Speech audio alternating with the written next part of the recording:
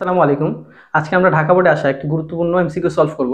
এই এমসিকিউটা আমি হাতে বা ম্যানুয়ালি সলভ করে দিচ্ছি, কিন্তু এই ভিডিওটি এই কোশ্চেনটি সলভ করার জন্য আমি খুব গুরুত্বপূর্ণ একটি ক্যালকুলেটর হ্যাক্স নিয়ে আসবো পরবর্তীতে। চলুন দেখি। -1 এটির ক্ষেত্রে একটি খুব গুরুত্বপূর্ণ সূত্র, -1 to the power -1 to the power even যদি থাকে, ইভেন অর্থাৎ জোর সংখ্যা, -1 টু দি পাওয়ার ইভেন থাকলে 1, আর -1 টু দি পাওয়ার অড থাকলে অর্থাৎ বিজোড় থাকলে, পাওয়ার যদি জোর হয় অর্থাৎ -1 এর উপরে যদি পাওয়ার জোর হয় তাহলে হবে 1, -1 এর উপরে যদি পাওয়ার বিজোড় হয় তাহলে হবে -1। তাহলে আসুন দেখি।